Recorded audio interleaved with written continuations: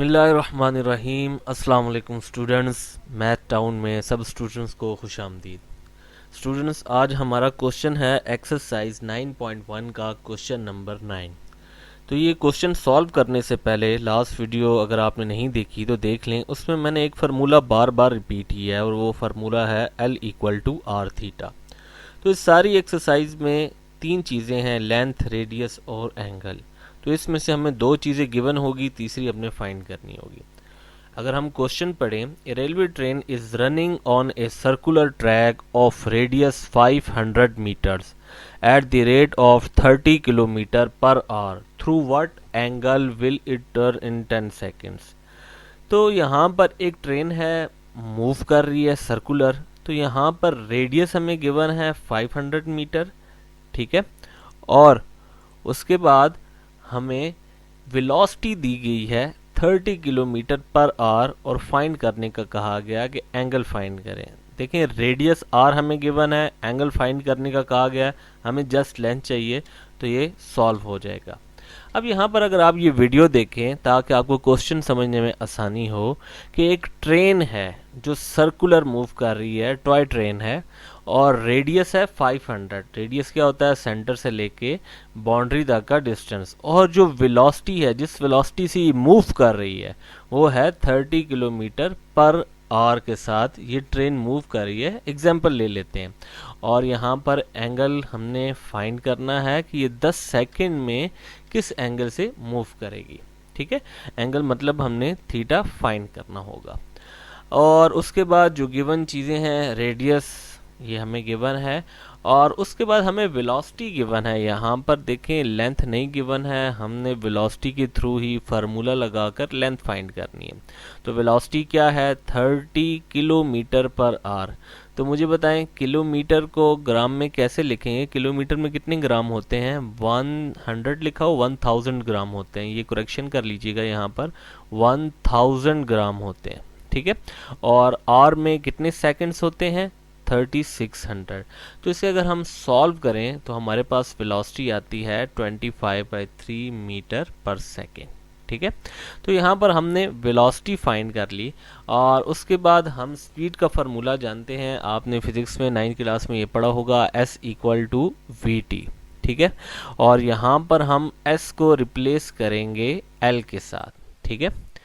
अब यहाँ पर देखें, फार्मूला जो हमारे पास है L=vt, क्योंकि हमने इस फार्मूले में S की जगह L को रिप्लेस कर दिया, तो यहाँ पर हम S की जगह L लिख देंगे।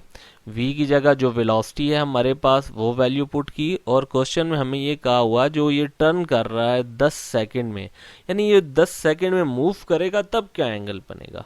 तो यहाँ पर मैंने t की जगह 10 सेकंड रख लिए, और इसे सॉल्व करें तो हमारे पास ये आंसर आएगा। तो फाइनली जो हमारे पास फार्मूला है L=r θ, इस सारी एक्सरसाइज में यूज़ होगा। इसमें हम पुट कर देते हैं लेंथ की जगह 25/3, रेडियस 500, और इसे जब हम सॉल्व करेंगे तो हमारे पास 250/3 मल्टीप्लाई बाई 500, और थीटा की वैल्यू आ जाएगी 1/6 रेडियन।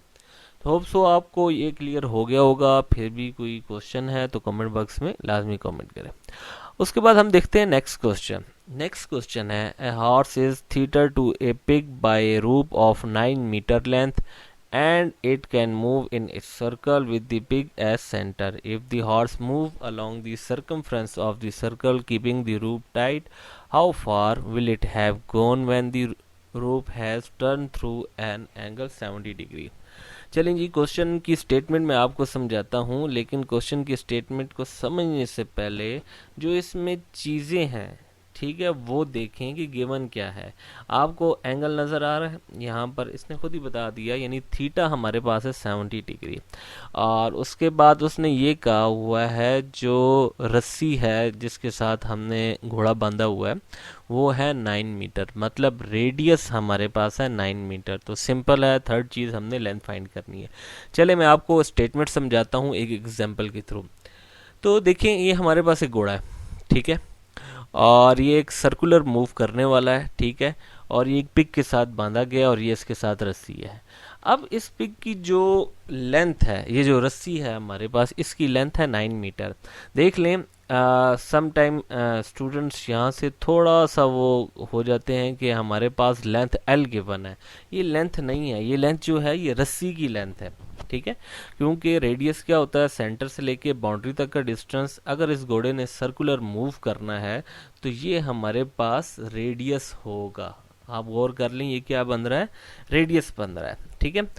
अगर इसने कहा है ये हॉर्स कितना मूव करे, यानी हॉर्स फॉर एग्जांपल यहाँ से यहाँ मूव करता है, तो इसकी मूवमेंट पे कितनी मूवमेंट में आपके पास एंगल बनना चाहिए 70 डिग्री, मतलब कितनी लेंथ हो, कितनी लेंथ, यानी ये यहाँ से यहाँ मूव करे। फॉर एग्जांपल मैं कहता हूँ इसने यहाँ से यहाँ पर मूव किया और यहाँ एंगल बन गया 70 डिग्री।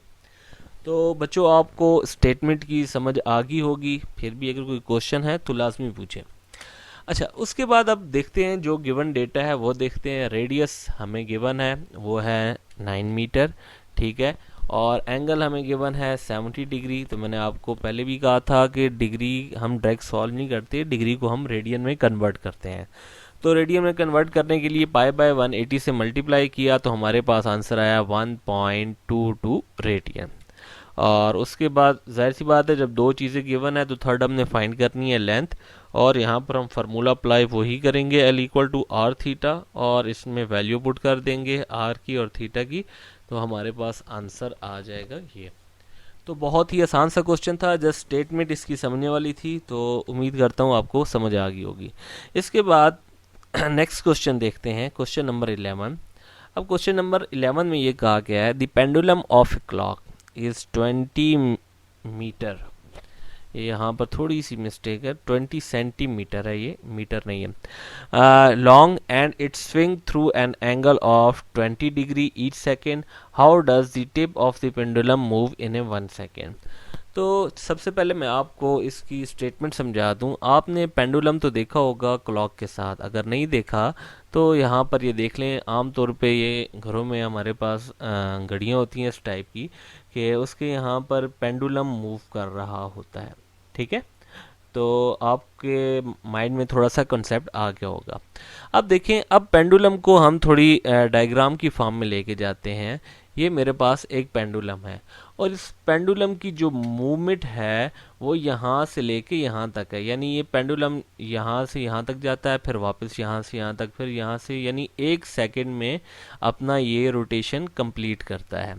अब उसके बाद डेटा की बात करें तो हमारे पास इसने कहा है इसकी जो लेंथ है हमारे पास पेंडुलम की वो है हमारे पास 20 सेंटीमीटर। तो ये देखें लेंथ हमारे पास रेडियस बन रहा है, और उसके बाद हमारे पास जो यहाँ पर एंगल बन रहा है, जो एंगल गिवन है, यानी ये पूरा एंगल बनाता है 1 सेकंड में जब ये मूव करता है तो एंगल बनाता है 20 डिग्री।